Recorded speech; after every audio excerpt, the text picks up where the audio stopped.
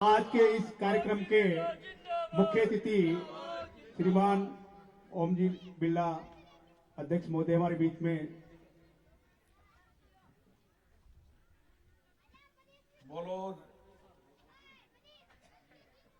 सीताराम,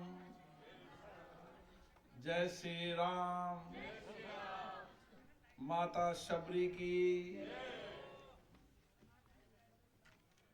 आज हम सबका सौभाग्य है कि आज पूरे देश के अंदर फागुन माह के कृष्ण पक्ष की सप्तमी तिथि पर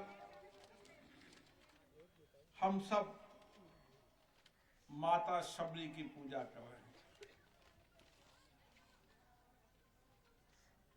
माता शबरी का त्याग, समर्पण, सेवा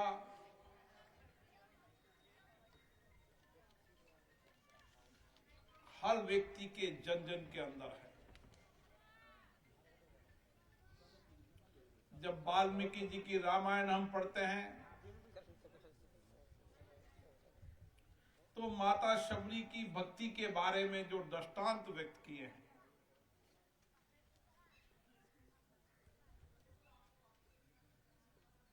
वो हम सबको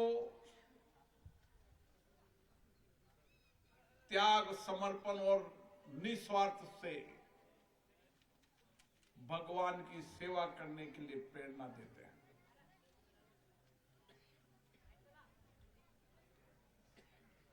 अयोध्या के राम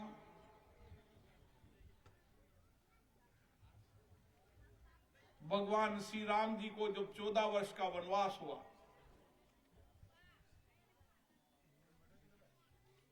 तो सारी अयोध्या नगरी दुखी थी, देश दुखी था। लेकिन भगवान तो खुद जीवन की गाथा लिखने वाले थे। उन्हें पता था कि अगर मैं 14 वर्ष का वनवास होकर देश के जंगलों में नहीं जाऊंगा, आदिवासी, गरीब, शोषित, वंचित व्यक्तियों का उद्धार मेरे जाए बिना नहीं हो सकता। और इसीलिए उस 14 वर्ष तक भगवान राम ने जंगलों के अंदर दीन, दुखी, पीड़ित, आदिवासी, जंगल में रहने वाले लोग को उन्होंने संगठित किया और उन्होंने ही भगवान अयोध्या के राजा को भगवान बनाया।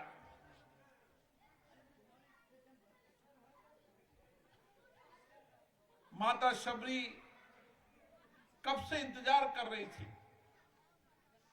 उनका त्याग कितना बड़ा था कि उस समय उन्होंने शादी इसलिए नहीं की थी कि पशु का बलिदान हो रहा था, इसलिए उन्होंने शादी नहीं की थी। और जंगल में जाकर तप तपस्या की, भगवान का स्मरण किया और कहा कि एक दिन भगवान आएंगे और भगवान उनकी तापरी पर आए। अद्भुत है। और शबरी ने एक एक बेर को पहले राम को बेर कहीं इकट्ठा न हो जाए, मीठे बेर खिलाए। और भगवान तो भगवान है। भगवान ने कहा कि जिसका भक्त इतना हो तो भगवान अपना आप उस भक्त के नजदीक पहुंचते हैं। तो शबरी का त्याग, समर्पण, सेवा हम सबको प्रेरणा देती है कि भगवान की भक्ति हो तो अटूट हो, निस्वार्थ हो।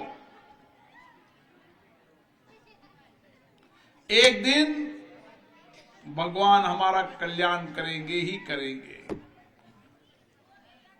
और आप देखिए 500 वर्षों तक अयोध्या में भगवान राम का मंदिर बने, हमें हमारे देश में ही संघर्ष करने की आवश्यकता पड़ी।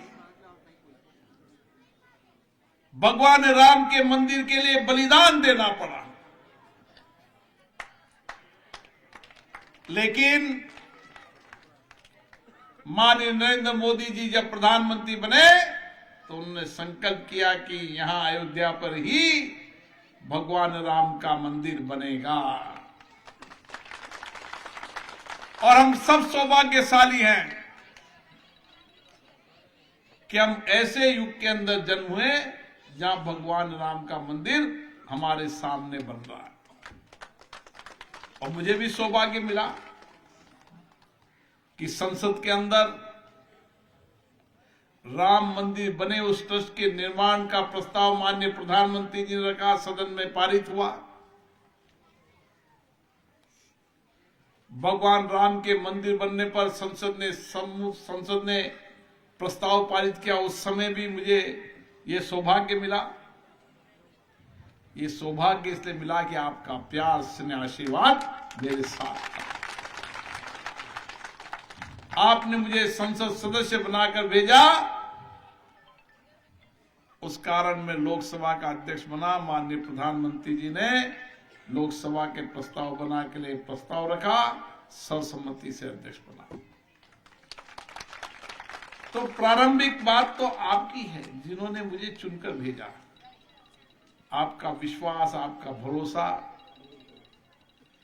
मैं हमेशा, मुझे याद है आज भी, चाहे हमारे भील जाति के लोग हों, चाहे गुर्जर जाति के लोग, जो जंगल में रहते थे, जब सड़कें नहीं हुआ करती थी। मैं यहां बहुत आया हूं बंदा धर्मपुरा में। मैं मोटरसाइकिल पे आता था तो 50 जगह मोटरसाइकिलें गिरती थी। रोड तो हुआ ही नहीं करते थे, जंगल ही जंगल हुआ करते थे, पत्थर की पथारी हुआ करती थी।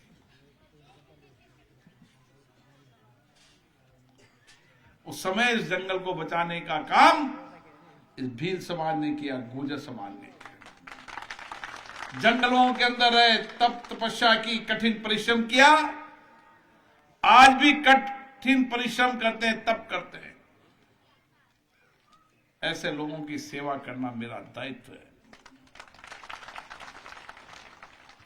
कि इनके जीवन के अंदर सामाजिक आर्थिक परिवर्तन लाया जाए, इनके जीवन में सकारात्मक परिवर्तन लाया जाए। और इसलिए हमारे प्रधानमंत्री नरेंद्र मोदी जी ने कहा है, समाज के अंतिम व्यक्ति के जीवन में जब तक परिवर्तन नहीं लाएंगे, ये यात्रा हमारी रुकने वाली नहीं है। और आज देश बदल रहा है, देश की सामर्थ्य बढ़ रही है।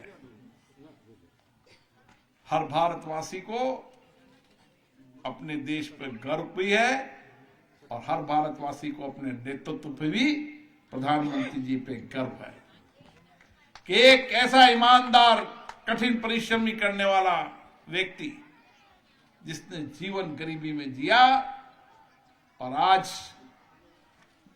उन गरीबों के जीवन को बदलने के लिए आज भी तपस्वी के रूप में वो देश की सेवा करने का काम कर रहे हैं।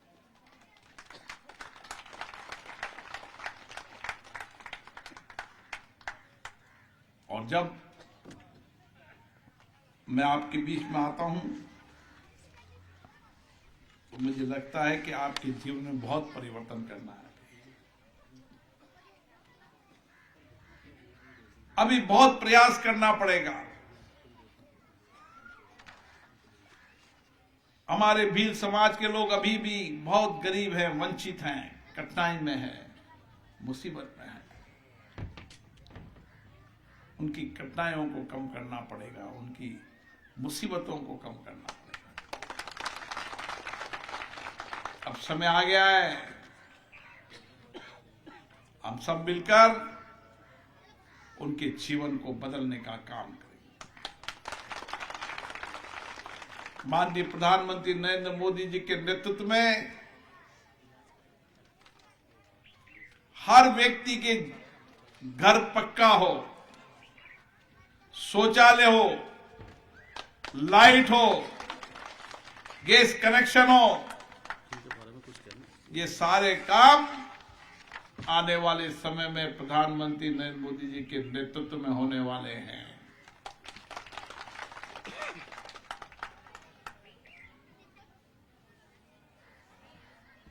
और मुझे अभी कल्याण जी ने एप्लीकेशन दी है, कोई भी गरीब व्यक्ति को इलाज कराना हो हमसे संपर्क करो, हम उस व्यक्ति का इलाज कराएंगे। हमारे पुष्पचंद जी रेगर की किडनियां खराब है, उसका इलाज कराएंगे।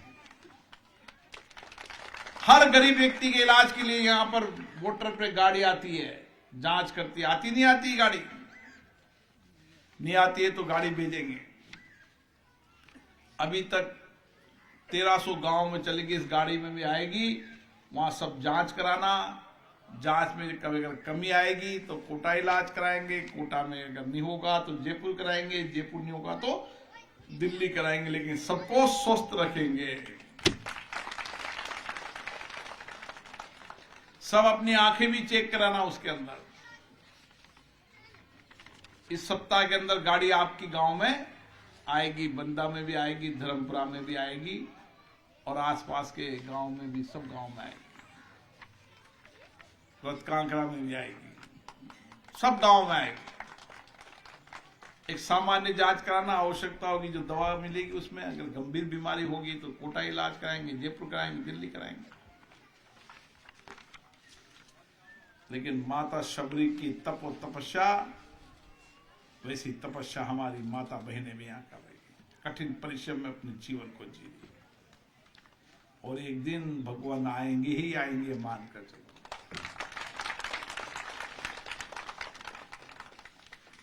और यही हम सबकी तपस्या है। हमारे बीच में माननीय हीरालाल जी नागर जो ऊर्जा मंत्री हैं, जो उजाला करेंगे आपके घरों में। मंदरगढ़ के लोग मिले मुझे, मंदरगढ़ में भी अब उजाला होगा, समय आ गया है मंदरगढ़ का।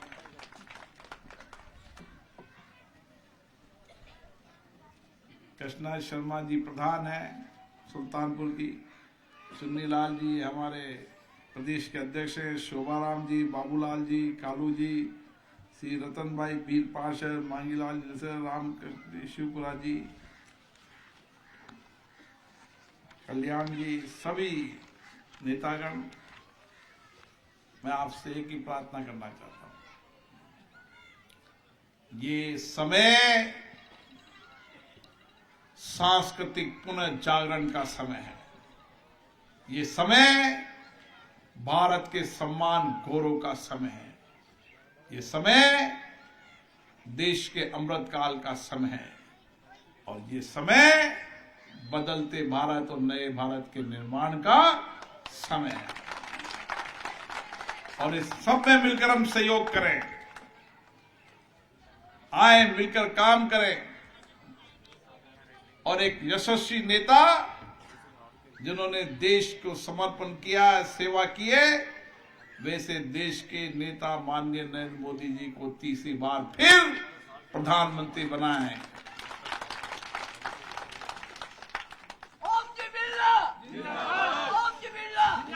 बनाएंगे प्रधानमंत्री जी, सब हाथ खड़े करो, को बनाएंगे। ये विश्वास, ये भरोसा निश्चित रूप से देश की जनता का माननीय प्रधानमंत्री जी पे है, पूरे देश का विश्वास भरोसा है। मुझे आशा है कि अगले 5 साल हम सब के लिए स्वर्णिम समय होगा, अमृत काल का समय होगा और हम सब आध्यात्मिक और सांस्कृतिक पुनर्जागरण के साथ भारत के, नए भारत के निर्माण की ओर आगे बढ़ेंगे। आप सभी को बहुत बहुत धन्यवाद।